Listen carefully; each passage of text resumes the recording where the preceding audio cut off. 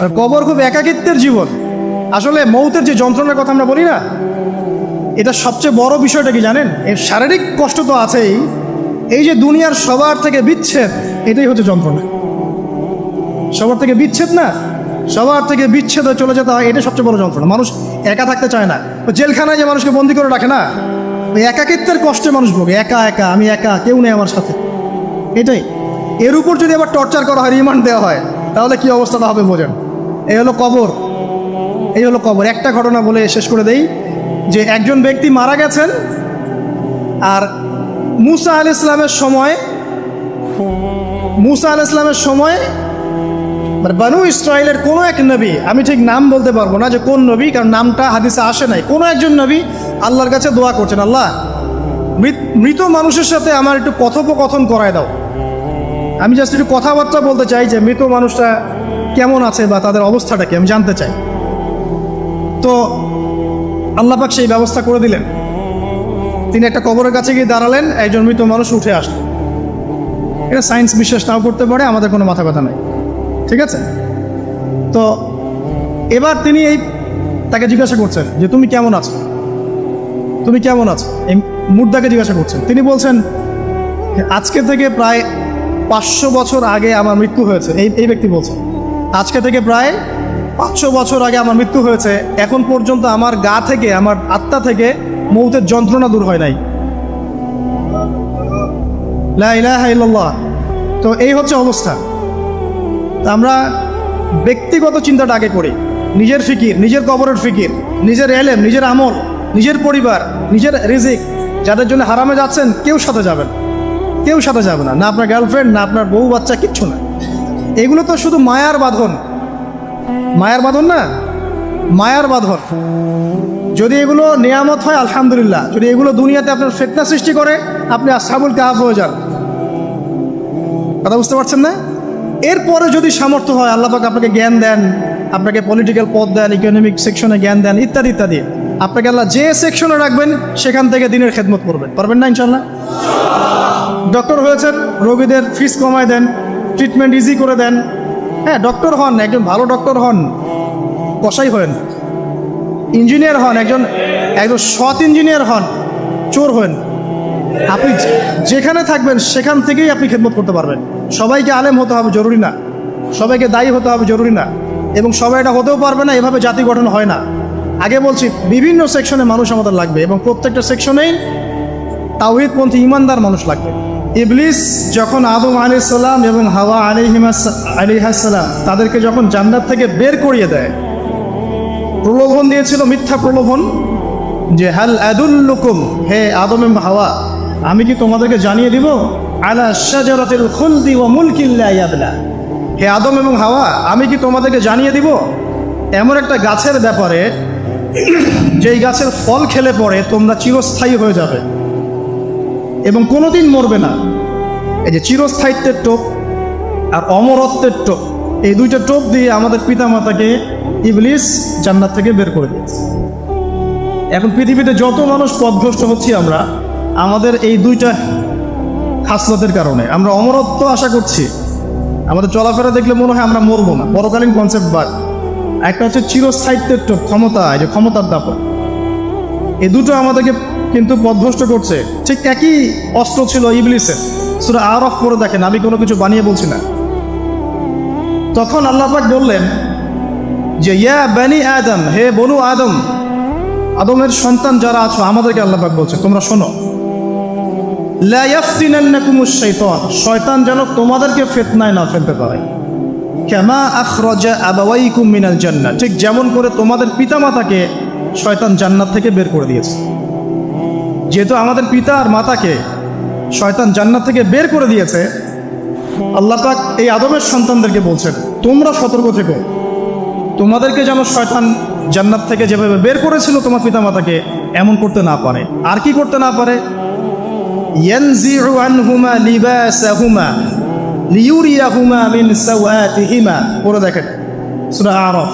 আল্লাহ বলছেন মনে রেখো আদমের সন্তানরা, ইবলিস কিন্তু শুধু তোমার পিতামাতাকে জান্নাত থেকে বের করেই দেয় নাই, বরং গাছের কাছে নিয়ে গিয়েছিল, ফল খাওয়ার সাথে সাথেই তাদের গায়ের পোশাক খুলে পড়ে গিয়েছে। তাহলে আমাদের পিতামাতাকে জান্নাতে নগ্ন করে দিয়েছিল কে? সেই কথা আল্লাহ পাক বলছেন আদম সন্তানদেরকে, তোমরা সতর্ক থেকো, তোমাদেরকে যেন ইবলিস নগ্ন করতে না পারে, ঠিক যেমন করে তোমাদের পিতামাতাকে করেছে। তাহলে এখন যে পুরো বিশ্ব জুড়ে নগ্নতার যে সংস্কৃতি চলছে তাইলে এরা কার এজেন্ডা বাস্তবায়ন করছে বুঝতে পারছেন? কোরআন পড়েন, পৃথিবীতে যত সভ্যতা চলে গেছে, ব্যাবিলনের সভ্যতা, চাইনিজদের সভ্যতা, তারপরে যে আমাদের মাও সেতুং, ইতালির মুসোলিনি, এদিকে জ্যাপল সার্তে, এদিকে আপনার ফিডেল ক্যাস্ট্রোর কথা বলেন, ওই পশ্চিমা সভ্যতা বাদ দিয়ে যত বড় বড় সভ্যতা রিনাউন্ড, সবার পোশাক ছিল শালীন। আমি চ্যালেঞ্জ করলাম, খুঁজে দেখেন চাইনিজদের পোশাক দেখেন, আগেকার পোশাক, 1000 বছর আগের পোশাক, শালীন পোশাক। তারা কিন্তু মুসলিম ছিলেন না। আপনি এই ব্যাবিলনের সভ্যতা দেখেন, ব্যাবিলনের সভ্যতা অনেক প্রাচীন না? এই সভ্যতার পোশাক দেখবেন এটা অশালীন পোশাক ছিল না। এমনকি আইয়ামে জাহিলিয়াত যেটা আমরা বলি, নবী সাল্লাল্লাহু আলাইহি ওয়াসাল্লাম যখন জন্ম নেননি তার আগের সময় কোনো, ওই সময়ে যে মানুষ জেনা করত, মেয়েকে যে কন্যা সন্তানকে জীবিত দাফন করত, তারপরেও ওদের পোশাক শালীন ছিল। হঠাৎ করে বিশ্বে একটা সভ্যতা আসলো পশ্চিম থেকে, তারা বললো যে পোশাক শর্ট হতে হতে হতে হতে এক পর্যায়ে বিকিনি পরে করা শুরু, এবং এখন ওরা সারা বিশ্বে ওটা ছড়িয়ে দিচ্ছে, আমরা সবাই ওটাকে গ্রহণ করছি। আমরা বলছি 1000 বছরের সময়। এখন দেখেন আল্লাহ পাক কি বলছেন, ওয়াইদা ফাআলু ফাহিশাতান, ওই সূরার মধ্যে আছে, যখন তারা কোনো ফাহেসা কাজ করে তারা বলে, ক্বালু, তারা বলে, ওয়াজাদনা আলাইহি আবানা, আমরা এগুলো আমাদের বাপ দাদাদেরকে দেখেছি করতে। যখন তারা কোনো ফাহেসা কাজ করে তারা বলে, অশ্লীল কাজ করলে বলে, আমরা এগুলো দেখেছি বাপ দাদা পিতৃপুরুষ থেকে করে আসছি। আল্লাহু আমারানা বিহা, আল্লাহ আমাদেরকে আদেশ করেছেন। আল্লাহ বলছেন, কুল ইন্নাল্লাহা লা ইয়া'মুরু বিল ফাহশা, আল্লাহ পাক কখনো অশ্লীল কাজের আদেশ করতে পারেন না। আতাকুলুনা আলাল্লাহি মা লা তা'লামুন, তোমরা কি আল্লাহ সম্পর্কে এমন কথা বলছো যে কথা তোমরা জানো না? আল্লাহ কিসের আদেশ করেন? আল্লাহ বলছেন, কুল আমারা রাব্বি বিল কিসত, হে নবী বলে দিন আল্লাহ পাক আদেশ করেন ন্যায় বিচারের আদেশ করেন। ওয়া আকিমু ওয়ুজুহাকুম ইনদা কুল্লি মসজিদ, এবং প্রত্যেক নামাজের ওয়াক্তে নিজের চেহারাটাকে একনিষ্ঠভাবে আল্লাহর দিকে ফেরাবে, এই আদেশ আল্লাহ পাক করেন। ওয়া আকিমু ওয়ুজুহাকুম ইনদা কুল্লি মসজিদ ওয়াদউহু মুখলিসিনা লাহুদ্দিন, এবং একনিষ্ঠভাবে তোমরা আল্লাহকে ডাকবে, দোয়া করবে, এই আদেশ আল্লাহ পাক করেন। তো আল্লাহ পাক কি অশ্লীল কাজের আদেশ করতে পারেন? ইতিহাস পড়ে দেখেন, আমি নিজে হিস্ট্রির ছাত্র, আপনি পড়ে দেখবেন, পুরো ঐতিহাসিক পটভূমি পড়ে দেখবেন, মানুষ এই ঊনবিংশ শতাব্দী আসার আগে এত অশ্লীল ছিল না। এখনকার বিশ্বে যত সমস্যা চলছে, কয়েকটা বলি, রিবা বা সুদ, জেনা বা উন্মুক্ত যৌনাচার, তারপরে বেপরদামি অশ্লীলতা, 4 নাম্বার আপনার মাদক, ঠিক আছে, 5 যে বড় মহামারী পর্নোগ্রাফি, যত বড় বড় মেজর সমস্যাগুলো চলছে যেগুলো ইয়াং জেনারেশনকে ধ্বংস করে দিচ্ছে, এইগুলোর ম্যাক্সিমাম এসেছে কিন্তু পশ্চিম থেকে। খেয়াল করে দেখবেন, এগুলো কিন্তু বাংলাদেশ থেকে আসে নাই, আসছে ভারত থেকে আসছে, পাকিস্তান থেকে আসছে, সাবকন্টিনেন্ট থেকে আসে নাই, এগুলো দেখবেন একটা নির্দিষ্ট জায়গা থেকে আসছে। তো এই কারণে আমাদের সতর্ক দৃষ্টি রাখতে হবে যে বস্তুবাদী উন্নয়ন সব কিছু নয়। হ্যাঁ, আমরা জিডিপি বাড়ালাম, ইন্ডাস্ট্রিজ গড়লাম, মঙ্গলে চলে গেলাম, চাঁদে গেলাম, ওকে ফাইন, এগুলোর কেউ বিরোধিতা করবে না, এটা ভালো, নেশনকে এগিয়ে নিতে হবে, এটাই এডুকেট তারা এবং এডুকেটেই করতে হবে, কিন্তু নৈতিকতার বিসর্জন দিয়ে নয়। নৈতিকতার বিসর্জন দিয়ে ধর্ম থেকে দূরে চলে এসে নাস্তিকতায় বিশ্বাসী হয়ে আল্লাহকে বাদ দিয়ে, রাসূলকে বাদ দিয়ে এই বস্তুবাদী উন্নয়ন আমাদের পরকালকে বাঁচাতে পারবে না। তো পরকালকে বাঁচিয়ে রেখে আমার দুনিয়াবি উন্নয়ন করতে হবে, এবং দুনিয়ার উন্নয়নটা অবশ্যই জরুরি। সারা বিশ্ব যখন এগিয়ে যাচ্ছে, আমরা কেন পিছিয়ে থাকবো? আমি তো এটাও বলি যে এটা অনেক মাদ্রাসার লাইনে যারা আছেন তারা আমার সাথে একটু বিরোধিতা করেন এই বিষয়ে, কিন্তু আমি নিজেই বলি যে সিলেবাসের মধ্যে পরিবর্তন নিয়ে আসার চেষ্টা করতে হবে। শুধুমাত্র এককেন্দ্রিক শিক্ষায় কেন শিক্ষিত হব? এই যুগে চলার জন্য যে উপকারী জ্ঞানগুলো দরকার সেগুলো শিখতে হবে আমাদেরকে। আমাদের আইসিটির জ্ঞানের দরকার আছে, আমাদের ইংরেজির জ্ঞানের দরকার আছে, ম্যাথামেটিক্স দরকার আছে, সায়েন্সের দরকার আছে, আমাদের তথ্য প্রযুক্তি জানতে হবে, অর্থনীতির জ্ঞানের দরকার আছে, পলিটিক্যাল সায়েন্সের দরকার আছে, জিও পলিটিক্স দরকার আছে। এগুলো বাদ দিয়ে শুধু যদি আমি মুখস্থ করে যাই, এই জ্ঞানটা আমার কী কাজে দেবে আমাকে বলে? এই কথাটা অনেকে নেগেটিভলি নেয়, কিন্তু আমি আসলে তাদের ব্যাপারে তাদের সাথে তর্ক করতে চাই না। আমি আমার কনসেপ্ট লালন করি, আমি এতটুকুই বলছি। এবং যারা শিক্ষিত মহল আছেন, বুদ্ধিজীবী মহল আছেন, যারা দেশ সম্পর্কে ভাবেন, যাদের নিয়ে ভাবেন, উম্মাহ নিয়ে ভাবেন, তারা কিন্তু আমার সাথে একমত হবে ইনশাআল্লাহ যে আমরা কিন্তু এই জায়গাটাতে পিছিয়ে পড়তেছি। আল্লাহ পাক আমাদেরকে কনস্ট্রাকটিভ সিলেবাসে পড়াশোনা করার তৌফিক দান করুন, এবং জেনারেল লাইন থেকে আপনি বয়কট করে একদম ইয়াতে চলে আসতেছেন কেন? জেনারেল লাইনে পড়ছেন, পড়েন, আপনার এই জ্ঞানটাকে আপনি ইসলামের কল্যাণে কাজে লাগাতে পারবেন না? সবাইকে কি আলেম হতে হবে? সবাইকে মুফতি হবে, মুহাদ্দিস হবে? অর্থনীতিবিদের দরকার আছে না? পলিটিশিয়ানের দরকার আছে না? ডক্টর ইঞ্জিনিয়ার দরকার আছে না? সব সেক্টরের মানুষের দরকার আছে। আপনাদেরকে আপনাদের জায়গায় থাকতে হবে, ওখানে থেকে আপনারা ইসলামের খেদমত করবেন, পারবেন না? একজন ডক্টর, তিনি কি ইসলামের খেদমত করতে পারবেন না ভাই? একজন সৎ নেতা, তিনি কি ইসলামের খেদমত করতে পারবেন না?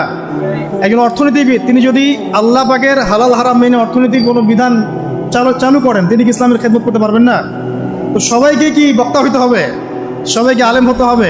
এক নির্দিষ্ট একটা শ্রেণীর মানুষ আলেম হবে, নির্দিষ্ট একটা শ্রেণীর মানুষ প্রশাসনে থাকবে, নির্দিষ্ট একটা শ্রেণীর মানুষ জনপ্রতিনিধি হবে, নির্দিষ্ট শ্রেণীর মানুষ ইকোনমিক সেক্টরে থাকবে। এইভাবে আমরা একটা জাতি গঠন করব, এবং সবাই হবে উভয় দিকে শিক্ষিত। একজন আর্মি অফিসার, তার উচিত হবে ইমামতি করার যোগ্যতা অর্জন করা। একজন ডক্টর, তার উচিত হবে ইমামতি করার যোগ্যতা অর্জন করা। আবার একজন যিনি আলেম, তারও উচিত হবে এমন পড়াশোনা করা যে পড়াশোনা দিয়ে তিনি কোরআন সুন্নাহকে হাতে রেখে ওয়ার্ল্ড অ্যাফেয়ার্সকে ডিল করতে পারেন। তো এই বিষয়গুলো আমাদের একটা গ্যাপ চলে আসছে দীর্ঘদিন থেকে। আল্লাহ পাক আমাদেরকে বোঝার তৌফিক দান করুন। আর অ্যাটলিস্ট আমরা যদি নাই পারি, আমাদের দ্বারা যদি কিছু নাই হয়, অ্যাটলিস্ট আমাদের সন্তান সন্ততি যারা আসবে ভবিষ্যতে, আল্লাহ পাক তাদেরকে যেন ইসলামের জন্য কবুল করে নেয়, আমিন। আর ইসলামের জন্য কবুল করলে কারো কোনো ক্ষতি নাই। ইসলামের আন্ডারে প্রত্যেক অমুসলিমের সর্বোচ্চ অধিকার রক্ষা করা হয়, অন্য কোনো জায়গায় করা হয় না। এবং প্রত্যেকটা ধর্মগ্রন্থের মূল কথাগুলো দেখবেন একই রকম। এক আল্লাহর কথা বলছেন, একজন শেষ নবীর কথা বলছেন, সত্য কথা বলার কথা বলছেন, ন্যায়ের পথে চলার কথা বলছেন। প্রত্যেকটা ধর্মগ্রন্থ পড়ে দেখেন, এই যে ওল্ড টেস্টামেন্ট বলেন, নিউ টেস্টামেন্ট বলেন, বেদ বলেন, আপনি বাইবেল বলেন, পড়েন, একটু পড়েন, তুলনামূলক ধর্মতত্ত্বের বইগুলো পড়েন, দেখবেন অনেক মিল আছে। তো সবাই যদি যার যার ধর্ম পালন করেন, কোনো সমস্যা আছে? সবাই যদি যার যার ধর্মের নৈতিক বিষয়গুলো মেনে চলে, কোনো সমস্যা আছে? এই সহজ সরল কথাগুলো আমরা জনগণকে বোঝাতে ব্যর্থ হচ্ছি। এই সুযোগ নিয়ে এক শ্রেণীর মানুষ এক দলকে আরেক দলের বিরুদ্ধে লাগিয়ে দিচ্ছে, স্বার্থ খুঁজে, নিজের স্বার্থে, দুনিয়ার স্বার্থে। এবং ওই যে বললাম একটা সভ্যতার কথা, ওদের স্বার্থে শান্তিপূর্ণ একটা জনসমষ্টির মাঝে ফাসাদ লাগিয়ে দিচ্ছে উদ্দেশ্যপ্রণীতভাবে কিছু মানুষ। এদেরকে চিনতে শিখুন, এদেরকে বয়কট করতে শিখুন। আল্লাহ পাক তৌফিক, বোঝার তৌফিক দান করুন। যাক, আমি আর ওদিকে যাচ্ছি না। দেখুন, নবী মুসা আলাইহিস সালামের সময় হিস্ট্রি এভাবে রিপিট হয়েছে।